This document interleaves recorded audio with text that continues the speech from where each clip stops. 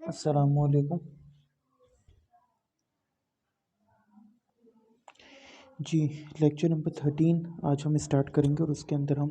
Specifically جن چیزوں کو کور کریں گے وہ ہے کہ کس طرح متاخرون جو ہیں وہ متقدمین کے فیصلوں کو ضروری نہیں سمجھتے اور غیر ضروری سمجھ کر اس کو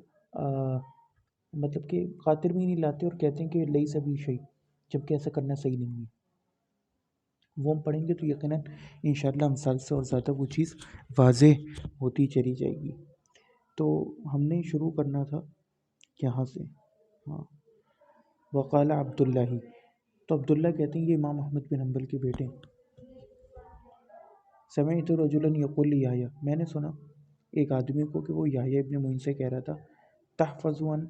عبد الرزاق عن معمر عن ابی اسحاق عن عاصم بن دمرہ عن علی عن النبی صلی اللہ علیہ وسلم انہ مسح علی الجبائر، یعنی کہ کیا آپ کو یاد ہے کہ عبد الرزاق نے جو ہے، یا آپ نے حفظ کی ہوئی یہ حدیث کہ عبد الرزاق محمد سے بیان کرتے ہیں، محمد سے، وہ ابن ابی اسحاق سے، وہ ان ابی اسحاق سے، اور وہ عاصم بن دمرہ سے، اور وہ علی رضی تعالیٰ عنہ سے، اور وہ نبی کریم صلی اللہ علیہ وسلم سے کہ انہوں نے مسح کیا پٹیوں کے اوپر۔ فقالا، تو یحییٰ ابن معین نے کہا کہ باطل، کہ باطل ہے، ما حدث به معمر قط، محمد نے کبھی بھی ایسا بیان نہیں کیا۔ سمعت یحییٰ یقول، پھر وہ عبداللہ کہتے ہیں کہ میں نے یحییٰ کو کہتے ہوئے سنا، علیہ بدنۃ مقلدۃ مجلدۃ، کہ میرے اوپر واجب ہوگی قربانی مقلدہ، پٹی پڑی ہوئی بہترین، اگر یہ سچ ہوا تو، یعنی کہ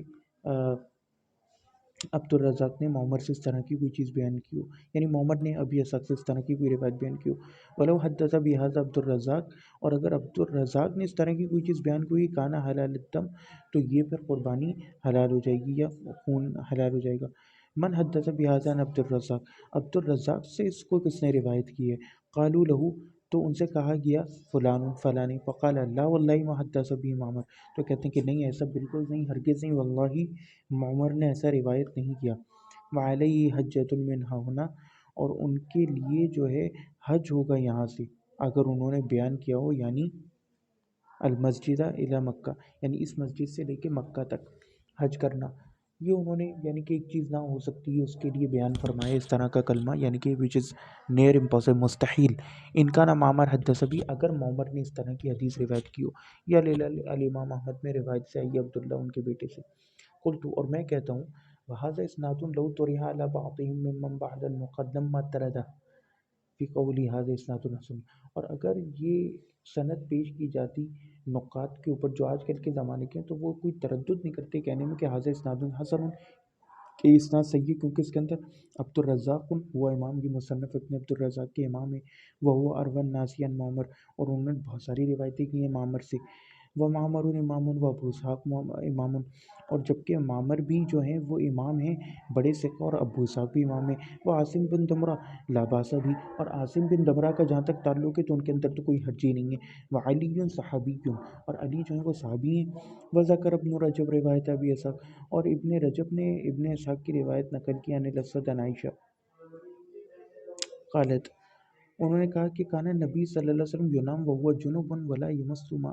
کہ نبی کریم صلی اللہ علیہ وسلم سو جاتے تھے یہاں تک کہ وہ جنبی ہوتے اور وہ پانی کو ٹچ تک نہیں کرتے، یعنی وضو بھی نہیں کرتے۔ یہ روایت باطل ہے۔ اب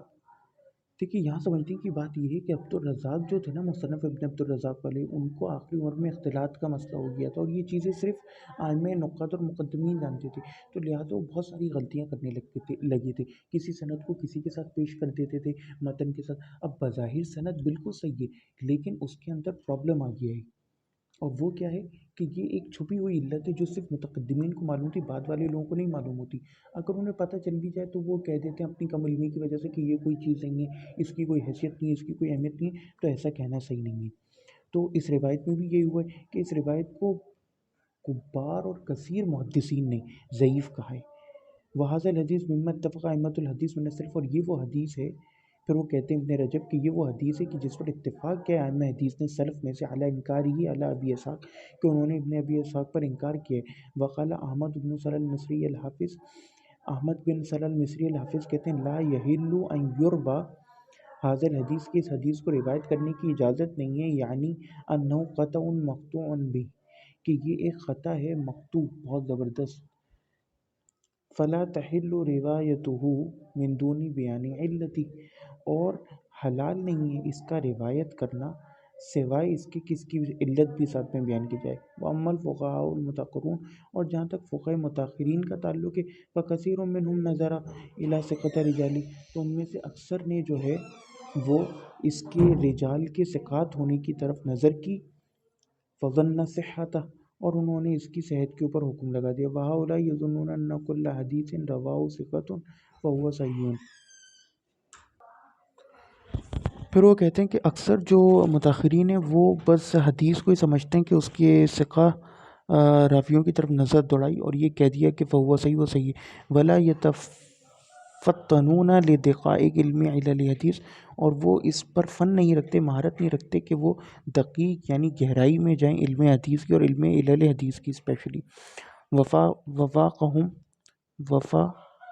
ووافقہم، اور ان کو یعنی ان کا ساتھ دیا ہے طائفۃ من المحدثین، یعنی کہ بہت سے ایسے جو ہیں فقہاء ہیں،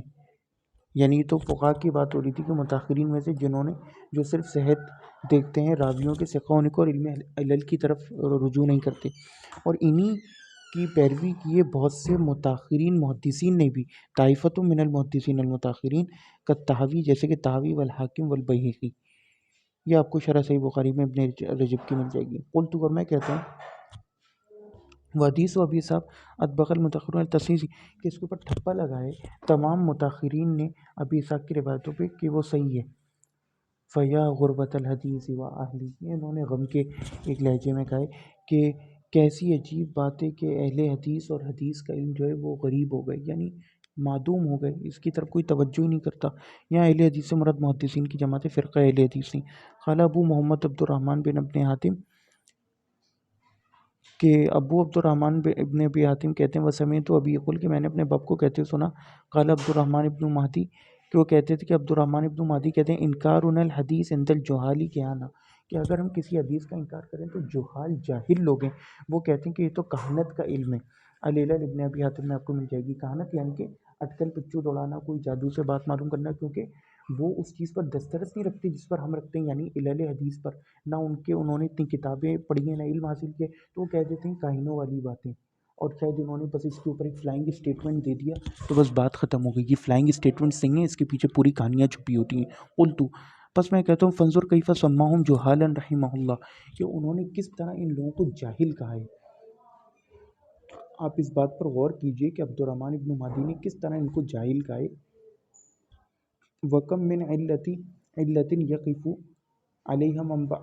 بَعْدَهُمْ تَجِدُ يَقُولُ عَقَبِهَا، اور کتنے ایسے لوگ ہوں گے کہ جب ان کے سامنے علتیں بیان کی جاتی ہیں تو وہ کہتے ہیں کہ هذه علت مردودۃ، کہ یہ علت تو مردود ہے، وما هكذا تعلل الحدیث، اور یہ حدیث کی طرف نہیں لے جاتی، ولیست هذه العلة بشیء، یہ علت تو کوئی شے نہیں، لیس بشیء، وهذه العلة لیست بقادحة، اور نہ یہ کوئی قادحہ علت ہے کہ اس سے کوئی دلیل پکڑی جائے۔ وقال عبد المومن بن خلف النسوانی سمعت ابا علی صالح ابن محمد البغدادی یقول، وہ کہتے ہیں عبد المومن کہتے ہیں بن خلف النسوی کہ میں نے سنا ابو علی صالح بن محمد البغدادی کو کہہ رہے تھے، سمیع علی ابن المدینی یقول، کہ میں نے سنا علی ابن المدینی کو کہ وہ کہہ رہے تھے ربما ادرکت علت حدیثی بعد 40 سنہ، کہ تقریباً 40 سال کے پشچات میں اس قابل ہوا کہ میں علت حدیث کے اوپر مہارت حاصل کروں۔ ھذا نقطۃ مہمۃ وعجیبۃ، تو صفحہ نمبر 19 پر ہم نے ختم کیا ہے، صفحہ نمبر 18 پر 19 سے ہمیں انشاءاللہ شروع کرنا ہے۔ والسلام علیکم ورحمۃ اللہ وبرکاتہ علیکم۔